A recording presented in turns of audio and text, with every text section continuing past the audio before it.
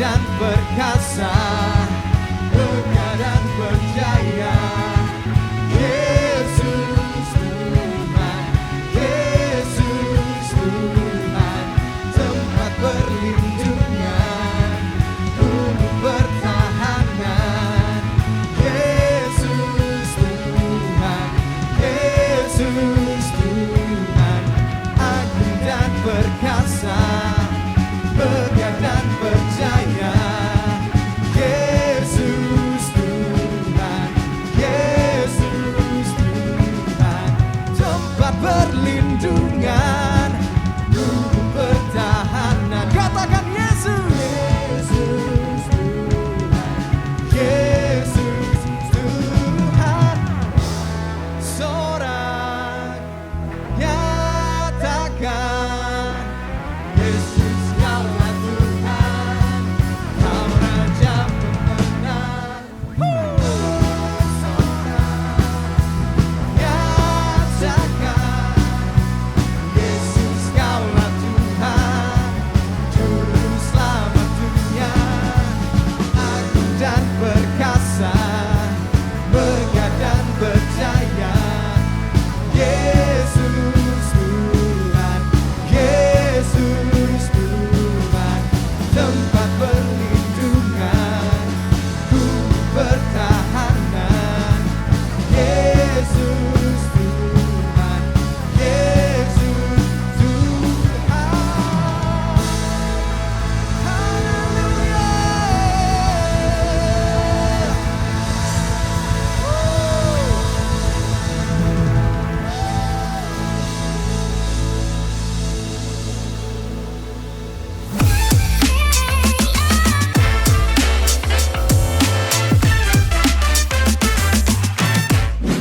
Halo anak muda, senang sekali bisa menyapa teman-teman semua dimanapun kalian berada. Saya berharap kita semua selalu ada dalam kondisi yang baik dan penuh semangat dalam menjalani perkuliahan, di dalam pekerjaan dan semua kegiatan masing-masing dari setiap kita setiap harinya. Kita sudah di penghujung bulan Januari, tahun 2024 gak kerasa sudah berjalan selama kurang lebih 1 bulan. Buat teman-teman yang memasuki semester baru, tetap semangat dalam menjalani perkuliahan karena Tuhan sudah menyiapkan yang terbaik untuk kita. Mari kita sama-sama memaksimalkan hidup yang Tuhan berikan ini dengan menjalaninya sebaik mungkin. Hari ini kita akan belajar bagaimana kita bisa berdoa sesuai dengan apa yang menjadi kehendak Tuhan seperti yang tertulis di dalam Alkitab. Mengapa ini menjadi penting? Yohanes 15 ayat yang ke-7 menuliskan seperti ini teman-teman. Jikalau kamu tinggal di dalam aku dan firmanku tinggal di dalam kamu, mintalah apa yang kamu kehendaki, maka akan diberikan kepadamu. Apapun yang kita minta, yang kita doakan, akan dikabulkan. Jikalau kamu tinggal di dalam aku dan firmanku tinggal di dalam kamu. Teman-teman, ini berarti doa kita, permintaan kita, keinginan kita, semuanya selaras dengan kehendaknya. Kita sama-sama siapkan hati kita untuk menerima firman Tuhan hari ini. Mari kita berdoa terlebih dahulu. Kami mengucap syukur Tuhan untuk hari ini. Kami mengucap syukur untuk penyertaan Tuhan kepada kami selama 1 bulan di tahun 2024 ini. Kami sungguh yakin Kau adalah Allah yang setia, Allah yang senantiasa menjaga kehidupan kami. Kalau sebentar kami akan mendengarkan firman Tuhan. Tuhan, kami buka hati kami buka telinga kami, dan kami siap untuk mendengarkan firman-Mu. Berbicaralah Tuhan. Kami menyerahkan waktu ke depan ke dalam tangan-Mu. Hanya di dalam nama Tuhan Yesus Kristus kami berdoa. Amin. Beberapa waktu yang lalu saya sedang santai, sedang refreshing, dan kemudian saya scrolling TikTok. Muncul satu video yang isinya kurang lebih seperti demikian. Semua bakat dan usaha akan kalah dengan yang namanya orang dalam. Pertama ngeliat sih senyum-senyum aja, sampai saya lihat kolom komentarnya, dan banyak komentar-komentar miris dari netizen yang katanya mereka kena tikung. Gara-gara saingannya kenal sama orang dalam, dan kemudian gak lolos gara-gara saingannya punya koneksi, punya relasi dan sebagainya. Ini membuat saya berpikir teman-teman, yang namanya koneksi, yang namanya relasi itu segitu berpengaruhnya ya. Ada privilege, ada keistimewaan yang hanya bisa didapat oleh orang yang punya relasi. Bisa dapat kerja karena ada rekomendasi dari orang yang sudah jadi manajer di perusahaan itu misalnya. bisa masuk ke backstage konser karena punya relasi sama promotor acaranya, dan lain sebagainya. Relasi berperan penting dan merupakan hal yang sangat mendasar bagi kehidupan kita. Begitu pula kalau kita bicara tentang relasi kita dengan Tuhan Sang Pencipta kita dan segala yang ada di dunia ini. Relasi dengan Dia merupakan satu hal yang penting untuk kita perhatikan di dalam kehidupan kita di bumi ini. Relasi yang dekat dengan Tuhan membuat hidup kita produktif. Lalu bagaimana caranya kita bisa mengevaluasi tingkat relasi kita khususnya dengan Tuhan? Bicara tentang relasi, Charles Swindoll, salah seorang hamba Tuhan yang terkenal di Amerika Serikat, dalam bukunya yang berjudul Love Again, Experience Outrageous Joy, atau tertawa kembali, mengalami sukacita yang luar biasa. Dia menuliskan peranan dari komunikasi di dalam sebuah relasi. Sebuah komunikasi yang sehat, komunikasi yang baik, tidak hanya menghasilkan relasi yang baik, tetapi dengan kita memperhatikan tingkatan komunikasi ini, kita dapat mengetahui seberapa dekat kita, seberapa akrabnya kita dengan yang bersangkutan. Charles Swindoll menjelaskan tentang 5 tingkatan dalam berkomunikasi. Level yang pertama, yang paling dangkal adalah komunikasi dengan basa-basi. Basa-basi gimana? Seperti waktu ada orang yang menyapa dengan berkata, "Apa kabar?" Saat pertanyaan itu diucapkan, seseorang itu nggak benar-benar ingin tahu kabar dari lawan bicaranya, dan dia cenderung nggak akan mempedulikan apa yang menjadi jawaban dari lawan bicaranya. Biasanya kalau ada yang tanya, "Apa kabar?" akan dijawab, "Oh baik, baik," atau "I'm fine, good." "Lo gimana kabarnya?" gitu. Yang kemudian akan dijawab lagi dengan sebuah jawaban template, "Gue juga baik-baik aja nih." Gitu. Hal ini terjadi karena kedua orang ini hanya sekedar berbasa-basi, titik. Itulah level yang paling dangkal dari sebuah komunikasi. Level yang kedua adalah mengemukakan fakta. Seperti misalnya ada orang yang berkata, "Wah sekarang hampir semua kampus sudah kembali onsite." Atau, "Bulan Februari ini kita akan mengadakan pemilu di Indonesia." Hal yang dibicarakannya ini adalah fakta dan orang yang mendengarnya tidak akan membantahnya. Kenapa? Karena ya ini adalah fakta yang terjadi. Komunikasi ini bukanlah basa-basi, tetapi levelnya masih cukup dangkal. Ya, cukup dangkal karena mereka hanya membicarakan fakta tanpa mengemukakan pendapat pribadinya. Nah, pendapat pribadi ada di level selanjutnya yang sedikit lebih dalam lagi nih, level 3, mengemukakan pendapat pribadi. Sebagai contoh ada orang yang bilang, "Wah, kampus A ini adalah kampus yang paling bagus di Kota Bandung." Apa yang dia katakan di sini bukan menyampaikan sebuah fakta, tetapi adalah sebuah pendapat dari pribadinya. Sebuah pendapat berarti nggak selalu sama satu dengan yang lain. Pendapat berarti bisa diperdebatkan. Ada resiko timbulnya perbedaan pandangan antara satu sama lain. Ketika seseorang bisa mengemukakan pendapatnya, level komunikasi ini lebih dalam daripada sekedar mengucapkan fakta. Apalagi dari hanya sekedar berbasa-basi. Lanjut, level yang keempat. Di dalam komunikasi lebih dalam lagi adalah mengungkapkan perasaan. Hal ini biasanya hanya dilakukan kepada orang yang kita kenal dan cukup dekat dengan kita. Coba bayangkan teman-teman, kita lagi ada di pinggir jalan, kita mau nyebrang jalan nih. Tiba-tiba ada seseorang yang datang, yang kita gak kenal, datang nyamperin kita. Orang tersebut datang ke kita terus langsung nangis-nangis sambil ngomong, "Aduh saya lagi sedih banget, saya lagi banyak banget masalah dalam kehidupan saya." Kira-kira apa yang terlintas di pikiran kita teman-teman? Kayaknya ada yang salah nih sama nih orang. Bisa juga kita mikir gini, kenapa dia tiba-tiba curhat? Lo siapa? Gue gak kenal. Jangan-jangan ini modus penipuan baru nih kayaknya nih. Ini adalah pemikiran yang cukup wajar mengingat hanya kepada orang yang sudah akrab saja biasanya kita akan mencurahkan perasaan kita atau kita mencurahkan isi hati kita. Aneh rasanya kalau kita tiba-tiba curhat ke orang yang kita gak kenal. Wajar aja kalau kita bisa berpikiran seperti itu. Karena pada umumnya kita hanya mencurahkan perasaan kita kepada orang yang kita kenal dan orang yang kita akrab. Satu level lagi yang paling dalam, level 5 adalah komunikasi yang bersifat sangat pribadi dan intim. Komunikasi ini memerlukan keterbukaan, sifat saling mempercayai dan kejujuran yang sepenuhnya. Ini adalah komunikasi yang sangat mendalam dan seharusnya ada di dalam relasi seperti relasi suami dengan istrinya. Tidak ada rahasia di antara kita. Nah, dari 5 level komunikasi yang baru saja kita dengar, Seharusnya komunikasi tingkat tertinggi atau komunikasi yang terdalam inilah yang kita miliki dalam relasi kita dengan Tuhan. Sesuatu yang harus terus-menerus kita usahakan dan akan tercapai dengan sempurna ketika nanti kita telah berjumpa muka dengan muka bersama dengan Kristus. Dengan demikian, kita nggak bisa diam aja ketika komunikasi kita dengan Tuhan berada di level yang basa-basi. Kenapa? Ya karena kalau itu levelnya, berarti relasi kita dengan dia dangkal banget dong. Gitu.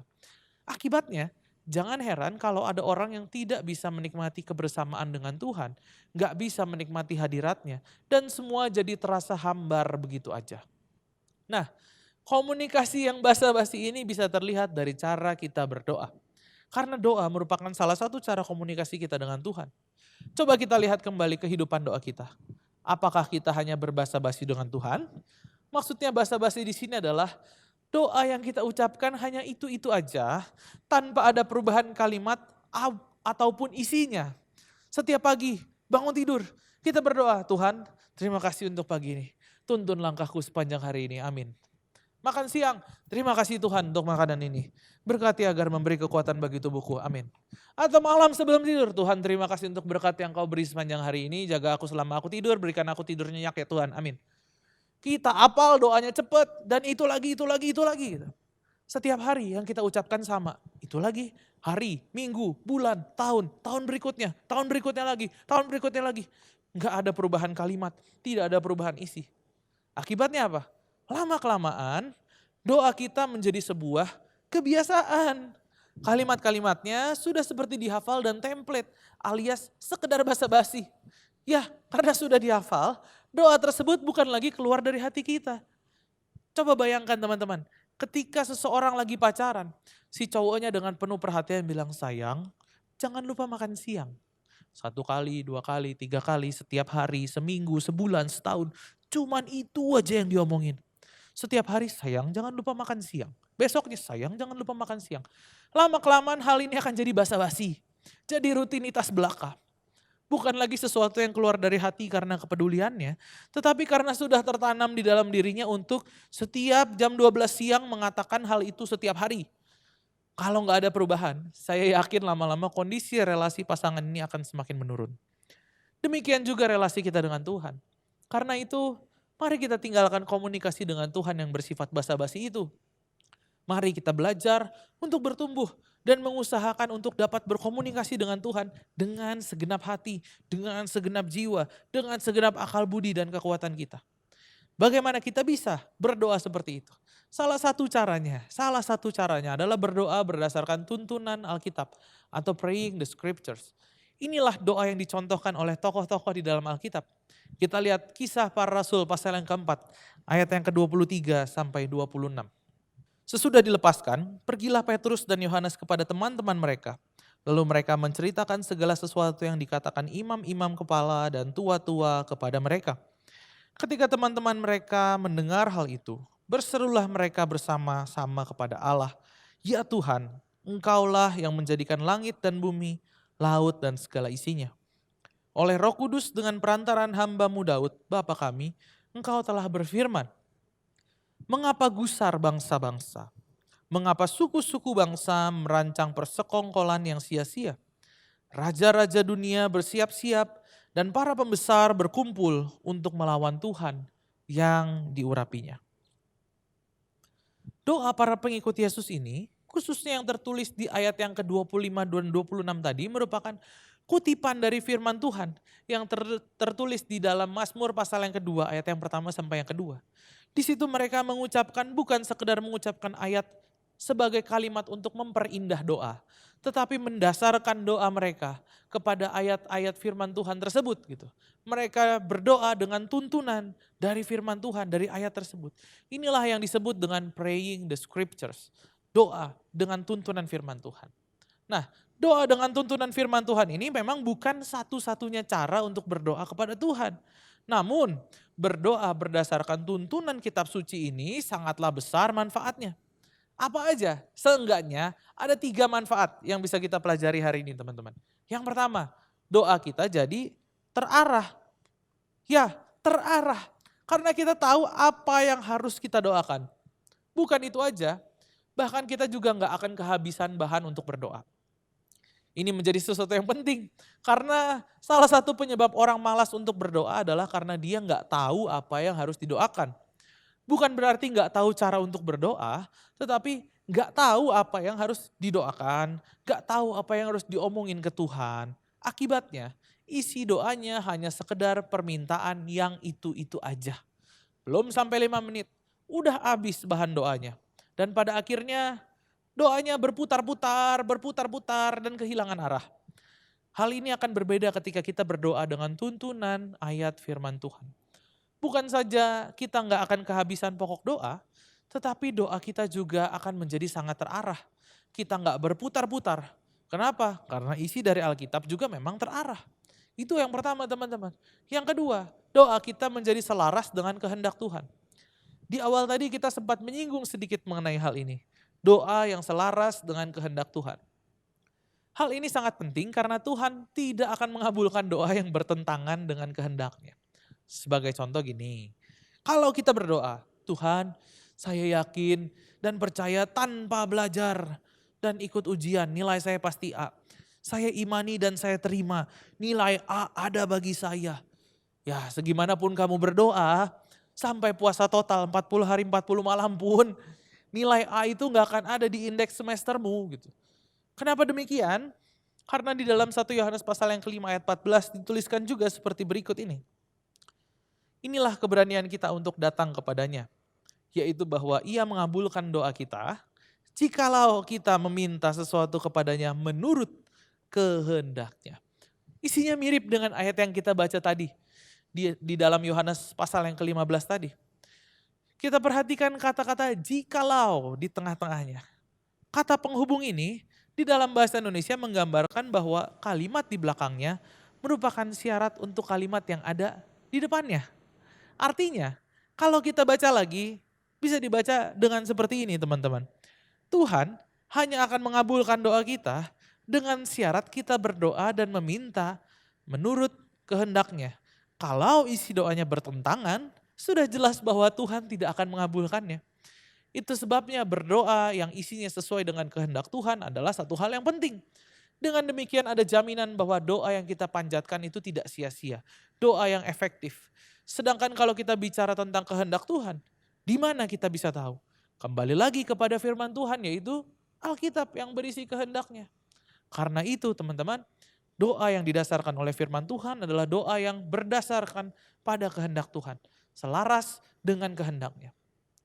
Doa kita menjadi satu doa yang efektif karena sesuai selaras dengan kehendak Tuhan. Tuhan gak pernah mengingkari firman-Nya. Oleh karena itu berdoa dengan tuntunan Alkitab merupakan doa yang tidak akan pernah sia-sia. Hal yang ketiga teman-teman, doa membuat relasi kita semakin dekat dengan Tuhan. Tidak semua doa akan membuahkan pertumbuhan relasi dengan Tuhan. Contohnya seperti yang ditulis di dalam Matius pasal yang ke-6 tentang doa yang bertele-tele. Atau seperti doa orang Farisi yang dikisahkan di dalam Lukas pasal 18 ayat 9 sampai 14. Hal yang sama dengan doa yang bersifat basa-basi. Komunikasi yang basa-basi tidak akan menumbuhkan keakraban dan relasi yang mendalam. Yang ada justru malah sebaliknya. Begitu juga komunikasi kita dengan Tuhan melalui doa. Basa-basi membuat kita menjadi bosan, membuat kita menjadi bingung kita mau berdoa apa, merasa malas mungkin karena kita jadi gak tahu apa yang mau didoakan. Setiap ada ajakan berdoa yang terbanyak selalu aduh bosen, bikin ngantuk. Padahal melalui doa kita bisa memiliki satu relasi yang akrab dengan Tuhan dan membantu kita untuk memiliki hidup yang maksimal. Berapa banyak di antara kita yang merasakan kebosanan seperti itu? Ya ujungnya jangankan relasi kita bertumbuh, yang ada malah merosot, yang ada malah menurun. Oleh sebab itu kita perlu untuk terus-menerus memelihara relasi kita dengan Tuhan. Hari ini kita belajar bahwa relasi kita dengan Tuhan akan semakin akrab kalau kita mengisinya dengan komunikasi yang bukan sekedar basa-basi. Melainkan komunikasi yang mendalam, yaitu doa yang terarah, doa yang selaras dengan kehendak Tuhan. Relasi yang intim dengan Tuhan karena di dalam doa kita, fokusnya bukan kepada diri kita sendiri, tetapi kepada Tuhan. Firman Allah tidak bersifat antroposentris atau berpusat kepada manusia, tetapi teosentris atau kristosentris, yaitu berpusat kepada Tuhan, berpusat kepada Kristus. Hasilnya, apabila kita berdoa dengan tuntunan Alkitab, maka doa kita bukan hanya tentang aku, bukan hanya tentang keinginanku, bukan hanya tentang keperluanku, bukan hanya tentang aku, tetapi tentang Allah, tentang kehendak Allah dan rencana Allah bagi manusia. Doa yang seperti ini akan membuat kita semakin akrab dengan Tuhan. Lalu bagaimana cara untuk berdoa berdasarkan tuntunan Alkitab? Ada 3 cara untuk kita melakukannya. 3 langkah sederhana. Yang pertama, pilih ayat untuk menuntun kita di dalam doa. Yang pertama, memilih ayat untuk menuntun kita di dalam doa. Ayat-ayat tersebut bisa diambil dari kitab Mazmur atau surat-surat lain di dalam Alkitab. Untuk langkah awal, kita bisa gunakan kitab Mazmur karena memang berisi doa dan pujian kepada Tuhan. Ambillah mungkin satu pasal atau satu perikop dari kitab tersebut.